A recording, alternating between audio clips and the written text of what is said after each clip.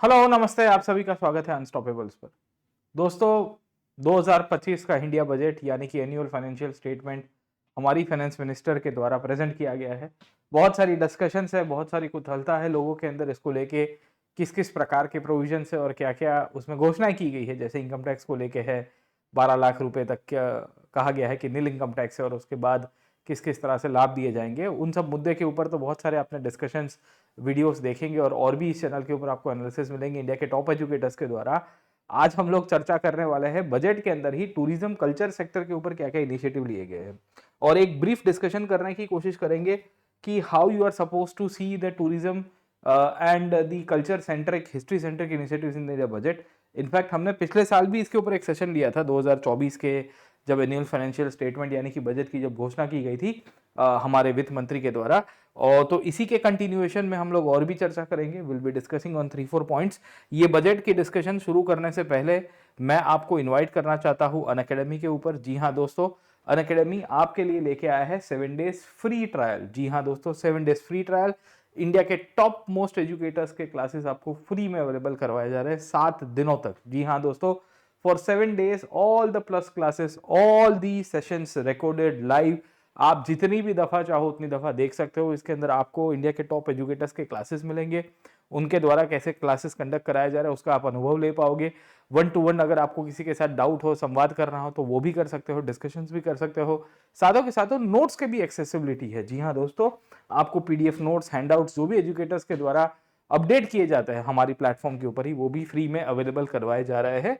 इसमें आपकी test series का भी एक्सेस है। 1 से 3 फरवरी के बीच में आपको रजिस्टर करना है।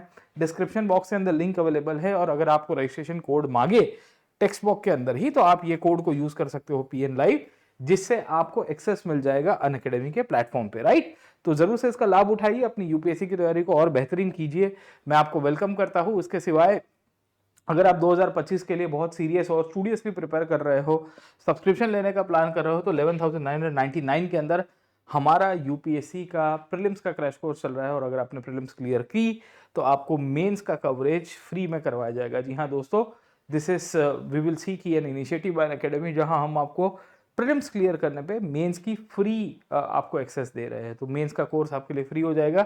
ये क्रैश कोर्स के अंदर जीएस, सीसेट, टेस्ट सीरीज सब कुछ अवेलेबल है।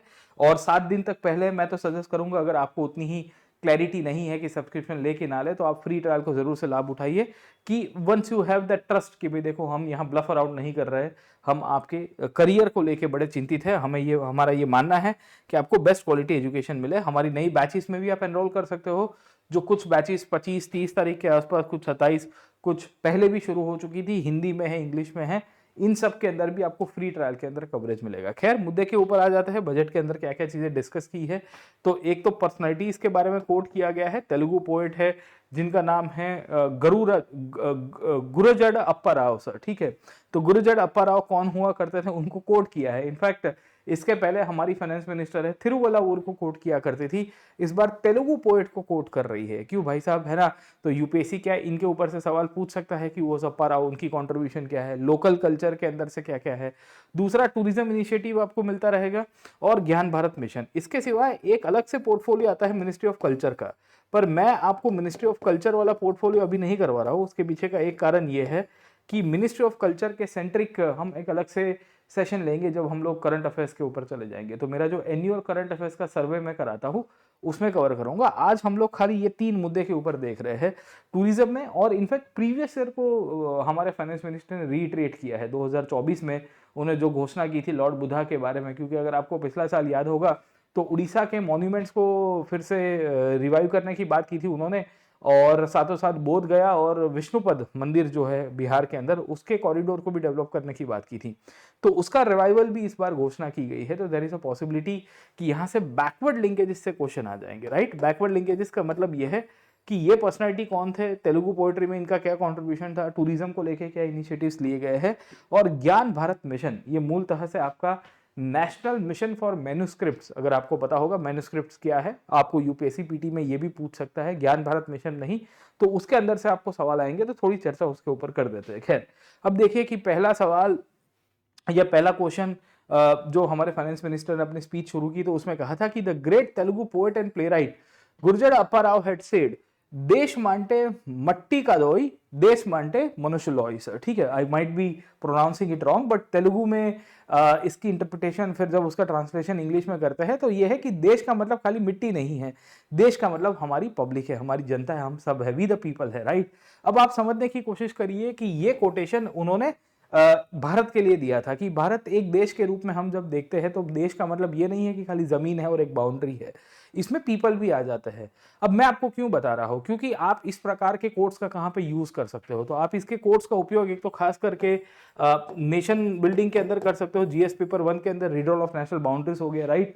इसका उपयोग अगर आप देखोगे निबंध के अंदर कर सकते हो, ऐसे के अंदर कर सकते हो कि what do mean by India sir, ठीक है, ऐसे के पॉइंट ऑफ व्यू से। इंटरेस्टिंगली अगर आपको पता होगा कि स्टेट की एक डेफिनेशन है, किसने दी थी मॉडर्न स्टेट की डेफिनेशन, मकावेली ने, right, okay.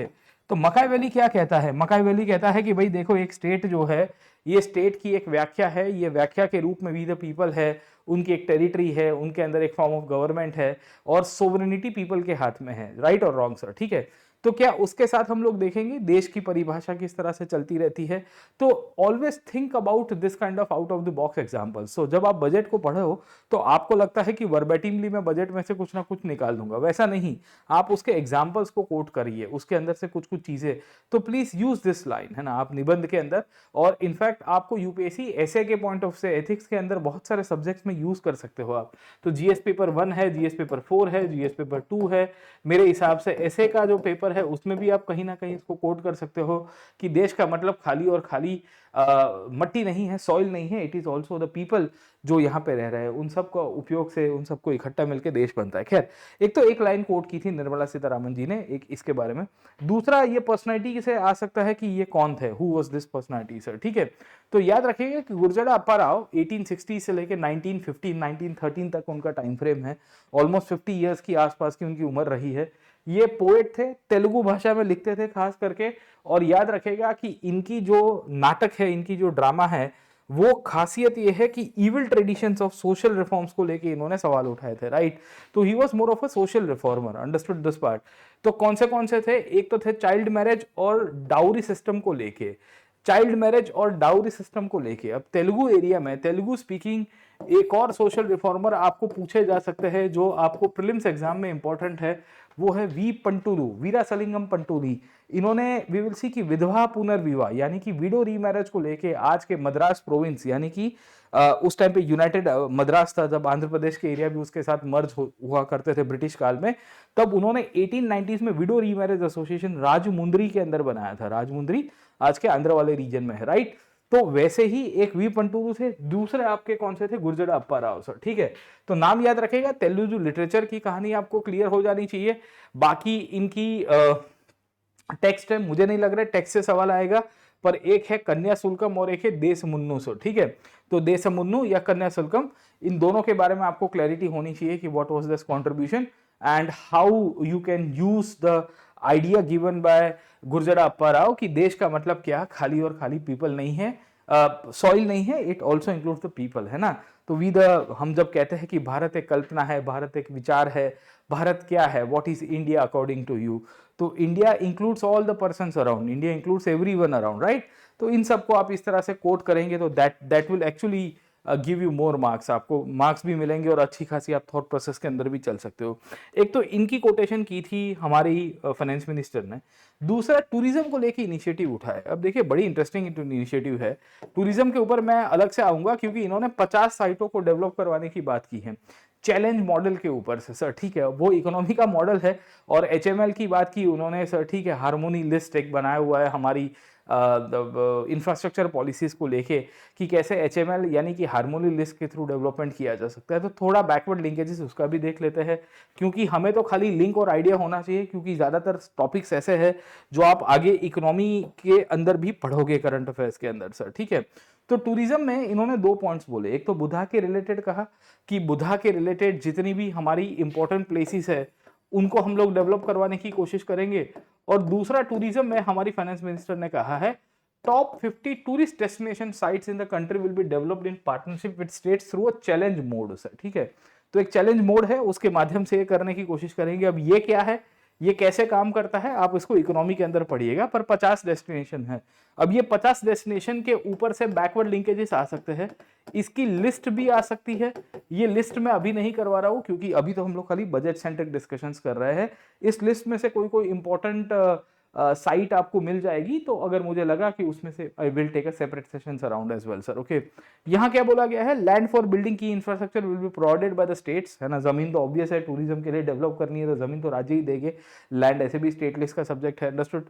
Secondly, we will also find कि hotels in this destination will be included in the infrastructure HML. अब ये बड़ी इंटरेस्टिंग लाइन लिख दी है सर, ठीक है ना। हमारे फाइनेंस मिनिस्टर ने अपनी स्पीच के अंदर कहा कि ये जो 50 डेस्टिनेशंस होगी, से फॉर एग्जांपल इंडिया के टॉप 50 डेस्टिनेशंस में उदयपुर आता है, आगरा आता है, राइट।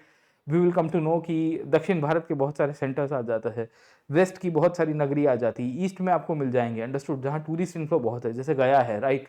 तो गोवा है से फॉर एग्जांपल, ओके। अब गोवा के केस में सवाल ये आता है कि भाई इसमें इंफ्रास्ट्रक्चर कैसे बनाएंगे, क्योंकि सरकार ने कहा कि हम आपको डेवलप करने में हेल्प करेंगे इंफ्रास्ट्रक्चर डेवलपमेंट में, बट हाउ, तो इसमें एक है ना हार्मोनी लिस्ट बनाया हुआ है, एचएमएल कहते हैं उसको सर, ठीक है। ये हार्मोनी लिस्ट क्या है उसके ऊपर मैं चर्चा करता हूँ। इंटरेस्टिंगली ये हार्मोनी लिस्ट के कंटेक्स्ट में आपको चीजें क्लियर हो जानी चाहिए कि भारत में इंफ्रास्ट्रक्चर डेवलपमेंट के लिए टोटल 5 ऐसी कैटेगरीज बनाई गई हैं सरकार के द्वारा। उसमें transport, energy, water, sanitization, communication, socio commercial infrastructure, इसमें टूरिज्म इंफ्रास्ट्रक्चर भी आ जाता है, जो सोशियो कमर्शियल इंफ्रास्ट्रक्चर है ना। और ये बेसिकली एक लिस्ट है जहां गवर्नमेंट फंडिंग देती है इंफ्रास्ट्रक्चर डेवलपमेंट के रूप में सर, ठीक है। तो इसमें कोई भी जैसे टूरिज्म सेक्टर को ऐड करना हो तो इसके माध्यम से कोई भी प्राइवेट प्लेयर है, से फॉर एग्जांपल किसको होटल बनानी है, someone wants to build up hotel in Udaipur, Udaipur is one of the top 50 जो हमारी इंडिया की टूरिस्ट हॉट सेलिंग डेस्टिनेशंस के रूप में लोग बहुत जाते हैं, लाखों करोड़ टूरिस्ट पूरे साल में विजिट करते हैं। तो वहां जो भी डेवलपमेंट लगता है, अभी एक प्राइवेट प्लेयर है जिसको होटल खोलनी है, वहां पे होटल खोलने में उसको दिक्कत आ रही है, फंडिंग नहीं होगा शायद तक, और भी लॉजिस्टिक इंफ्रास्ट्रक्चर सेंट्रिक प्रॉब्लम्स हो गए, वो क्लियर कर देता है once the area is under the HML sir, ठीक है। तो ये लिस्ट है, एचएमएल लिस्ट कहते हैं इसको। और इसमें कहा गया है कि any sector that is involve into HML enables the investor to avail infrastructure lending at easier terms and enhanced limits। क्या लिखा गया है, easier terms, मतलब आपको लोन लेनी है होटल बनाने के लिए तो आराम से कर सकते हो, enhanced limits, बड़ी फंडिंग भी मिल जाती है, ऐसे भी होटल 2-5 लाख में तो बनता नहीं है, करोड़ों रुपए लग जाते हैं उसको बनाने में, right. Access to larger amounts of funds as ECB, sectional commercial borrowings, access to longer tenor of funds from insurance companies and pension funds, and will be eligible to borrow from infrastructure financing company limited, IIFCL, etcetera etcetera etcetera. ये fact है, रट्टा मार दीजिएगा क्या क्या चीजें हैं, खाली मैं आपको बता रहा हूं। ये हार्मोनी लिस्ट है जिसमें टूरिज्म भी ऐड किया गया है। अब इसमें बाकी सारे सब सेक्टर्स है वो आपको इकोनॉमी में मुराल सर अच्छी तरह से पढ़ा देंगे, पर मैं खाली आपको टूरिज्म सेंट्रिक बता रहा हूं क्योंकि टूरिज्म के टॉप 50 डेस्टिनेशंस के अंदर ही ये यहाँ पे भी कवर हो जाएंगे सर, ठीक है। तो जैसे टूरिज्म इंफ्रास्ट्रक्चर है, देखो 3 स्टार हायर कैटेगरीज और उसके बारे में लिखा है, रोपवे है, केबल कार का आपको डेवलपमेंट करना है, बड़ी होटल आपको कहीं पे बनानी है तो वो सोशल इंफ्रास्ट्रक्चर का पार्ट है, और कमर्शियल, मतलब कमर्शियल मेन ज्यादा है सोशल से ज्यादा, पर सोशो कमर्शियल इंफ्रास्ट्रक्चर ये उसका टाइटल दिया गया है, आपको क्लियर हो जाना चाहिए। तो इसमें टूरिस्ट डेस्टिनेशन है। अब फैक्ट क्या आएगी इसके अंदर से, फैक्ट आपको ये आएगी कि भाई देखो हम ये 50 साइट्स को डेवलप करेंगे, ये 50 साइट्स को डेवलप करवाने के लिए हम फंडिंग देंगे, हार्मोन लिस्ट में इंक्लूड कर देंगे, और बाकी सारी जो पीछे की मैकेनिज्म है जिससे पुश मिल जाएगी टूरिज्म इंडस्ट्री को, अंडरस्टूड दिस पार्ट। अब इसमें से जो फैक्ट है, मैं फैक्ट के लिए अलग से सेशन ले लूंगा, राइट, क्योंकि इसमें से है ना आपको डेटा देखना पड़ेगा, उसमें स्कीम्स देखनी पड़ेगी, मिनिस्टर ऑफ टूरिज्म के कंटेक्स्ट में इसमें डेप्थ में दिया होगा, तो उसके ऊपर अलग से देखेंगे सर, ठीक है। अब सरकार ने क्या कहा है, सरकार ने ये कहा है कि भाई देखो हम एम्प्लॉयमेंट लेड ग्रोथ लेना चाहते हैं टूरिज्म सेक्टर के अंदर, and that is one of the reasons हम यूथ को स्किल्स देंगे, मुद्रा लोन दे देंगे होम स्टे वाले को कि भाई आप एयरबीएनबी चला दो अपने यहाँ पे सर, ठीक है। ईज ऑफ मूवमेंट हो जाए टूरिस्ट कनेक्शंस के लिए, आपको भी पता है ट्रैफिक बहुत होता रहता है, दिल्ली वाले शनि रवि आता नहीं, मनाली चले जाते हैं तो वहाँ और राडा राडी हो जाती है, तो शायद उसको ठीक करने की बात की गई है। परफॉर्मेंस लिंक इंसेंटिव्स की बात की है स्टेट्स को कि आप अच्छे टूरिज्म मैनेजमेंट बनाओ, सरकार तुमको अच्छी खासी परफॉर्मेंस लिंक इंसेंटिव्स देगी। ई वीजा फैसिलिटीज के बारे में लिखा गया है कि भाई टूरिस्ट बाहर से भी आए, डॉलर वॉलर लेके आए, खर्चा करे, इंडियन इकोनॉमी में थोड़ा कंट्रीब्यूट करे। खैर, एक तो ये बात हो गई है जो टूरिज्म सेंट्रिक और एचएमएल की बात आपको देखने को मिलती है। इसी में ही वी विल ऑल्सो फाइंड कि इन्होंने हाईलाइट किया है अबाउट द बुद्धा सर, ठीक है। क्या लिखा है, with the emphasis on places of spiritual and religious significance in the July budget. Continuing with the emphasis on the places of spiritual and religious significance in the July budget, there will be special focus on destination related to life and times of Lord Buddha. अब ये देखने की कोशिश करें, this is a potential question. मैं क्यों बता रहा हूँ पोटेंशियल क्वेश्चन, क्योंकि ये क्वेश्चन आया हुआ है एक बार यूपीएससी ने पूछा था कि which of the following statements or which of the following places are associated to Lord Buddha. There can be a repetitive question. दोस्तों फिर से रिपीट आ सकता है. क्यों? क्योंकि अगर इंडिया बजट के अंदर हमारी फाइनेंस मिनिस्टर ये कह रही है कि हम ये प्लान कर रहे हैं कि लॉर्ड बुद्धा के जीवन के साथ जुड़ी हुई कोई भी इंपॉर्टेंट प्लेस है उसको हम लोग डेवलप करवाएंगे, और ये डिस्कशन पिछली बार भी किया था. अगर आप इस नहीं देखा है तो you please watch that video around. उसमें मैंने 2024 के बजट डिस्कशन में विष्णुपद कॉरिडोर, बोध गया और बुधा के रिलेटेड जो भी इंपॉर्टेंट बुद्धिस्ट टूरिज्म साइट से उसके बारे में थोड़ी ब्रीफली डिस्कशन की है. ये आपका एक पोटेंशियल क्वेश्चन बन गया है, क्योंकि हमारी फाइनेंस मिनिस्टर ने कहा है कि भाई देखो हम तो बुधा के जीवन के साथ जो भी इंपॉर्टेंट प्लेसेस है सर, ठीक है, उनको डेवलप करवाने के लिए हम फंडिंग देंगे. Understood this part. अब यूपीएससी ने सवाल पूछा था 2015 में भी ये सवाल आया था, 2014 में भी आया था. इनफैक्ट यूपीएससी ने ये सवाल को रिपीट किया था. मैंने इसके ऊपर एक और वीडियो बनाया हुआ है, आपको डिस्क्रिप्शन बॉक्स में डिटेल में मिल जाएगा. पूछा which of the following kingdoms were associated to the life of Buddha. अब आप देखिए बजट में भी इसी की घोषणा हुई है कि ये इनमें से कोई भी जगह होगी उसमें अगर बुद्धा के जीवन के साथ जुड़ी हुई कोई भी घटनाएं है, इसमें 3 और 4 राइट आंसर आता है, क्योंकि अवंती और गांधार में बुद्ध नहीं गए थे. But there can be a possibility कि यूपीएससी इसमें से भी सवाल निकालने की कोशिश करे सर, ठीक है. अब मैंने ना एक पूरी डिटेल्ड वीडियो सेशंस लिए हुए हैं. I have taken a very detailed video sessions जिसमें बुद्धा के जीवन के साथ जितनी भी इंपॉर्टेंट प्लेसेस है ना वो मैंने करवाई थी पिछले साल. पर आपको एक रिपीट करवा देता हूँ. जैसे लुम्बिनी है, लुम्बिनी में उनकी बर्थ प्लेस है. रोहिणी नदी है जो शाक्या, उनकी जो डायनेस्टी हुआ करती थी सर, ठीक है, उसके साथ जुड़ा हुआ था. And we will come to know कि उनकी वाइफ की डायनेस्टी थी कोड़िया सर, ठीक है. शाक्या कोड़िया के बीच में जो नदी निकलती थी उसका नाम था रोहिणी रिवर. इनफैक्ट बुद्धा की जो बर्थ प्लेस थी उसका नाम था कपिला वस्तु. कपिला वस्तु अगर आपको पता होगा तो वो उसको भी डेवलप करवाएगी सरकार. Vaishali used to be the capital of the Lichchhavis. Gaya जहां पे बुद्धा को क्या कहते हैं, we will come to know कि निर्वाण प्राप्ति होगी, उनको काइंड ऑफ एनलाइटनमेंट हुआ सर. निरंजना नदी है, बेसिकली इसको फाल्गु नदी कहते हैं. Rajgir used to be the capital of Magadh, right, okay. Infact this is the place जहां मगध की राजधानी थी और बुद्ध जब अपना क्या कह सकते हैं कि उनकी जब मृत्यु हुई तो जो अजातशत्रु करके वहां का राजा था उसने वहां पे फर्स्ट बुद्ध काउंसिल भी की थी सर, ठीक है. श्रवस्ती अजीविको का मुख्य हेडक्वार्टर्स था. पर श्रवस्ती का जो राजा था उस पीरियड में उसका नाम था प्रसन्नजीत, है ना. वो कोशाल किंगडम के अंदर आता था. श्रवस्ती अयोध्या वाले रीजन में है आज के यूपी में. And will come to know कि वहां से बुद्ध भी गए थे सर, है ना. उंगलीमल करके एक डाकू था, उसको we will come to know कि बुद्ध अपने फेवर में लेके आते, अपने संग में बनाते. वो श्रवस्ती के बाद की घटनाएं हैं सर, ठीक है. सारनाथ बुद्ध ने फर्स्ट सरमन दी थी, पहली स्पीच दी थी, अगर आपको पता होगा. इसको हम लोग क्या कहते हैं, धर्म चक्र प्रवर्तन कहते हैं. वी कॉल इट एज धम्म चक्र प्रवर्तन. बुद्ध ने धर्म का चक्र पूरी तरह से बदल दिया है. तो आपको इंपॉर्टेंट प्लेसेस में ये भी पता होनी चाहिए. इसके सिवाय अगर आप इंपॉर्टेंट प्लेस के बारे में देखोगे तो आपको वाराणसी है. वाराणसी इंपॉर्टेंट है क्योंकि सारनाथ के पास ही है. श्रवस्ती मैंने बता दिया. Sankisa and Chunar, very important place है संकीसा, क्योंकि Sankisa is also the place जहां बुद्ध आलोक पे ऊपर आए थे, दिस वर्ल्ड, है ना. इसके ऊपर एक बेसिकली दिवस सेलिब्रेट किया जाता है जिसका नाम है अभिधम्म दिवस, ओके.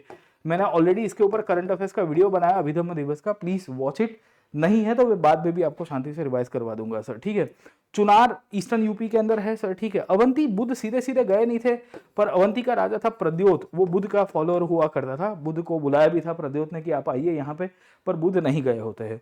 पावा या पावापुरी, बेसिकली ये बिहार की जगह है जहां से इनकी मृत्यु हुई थी. क्या कहते हैं आपके तीर्थंकर जो जैनिज्म के साथ थे, महावीर. एंड विल सी की Kushinagar, it's the last place जहां बुद्ध गए थे और वहां उन्होंने भी अपना देह त्याग कर दिया था. महापरिनिर्वाण वाली जगह है सर, ठीक है.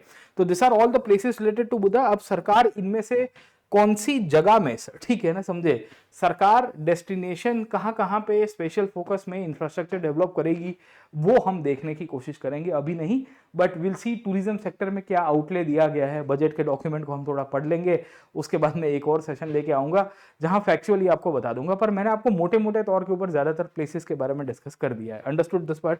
इसके सिवाय आगे चलते हैं, समझने की कोशिश करते हैं नेक्स्ट फर्दर पॉइंट्स के ऊपर. और देखते हैं कि एक और डिस्कशन किया गया है, वो है मैन्युस्क्रिप्ट्स को लेके। एक नए मिशन की आउटले दी गई है जिसका नाम है ज्ञान भारतम मिशन सर, ठीक है। अब आपको पूछा जा सकता है कि ये किसके अंडर में आता है, क्या कहानी है, ये क्यों किया गया था। तो बेसिकली मैन्युस्क्रिप्ट्स आपको पता होनी चाहिए।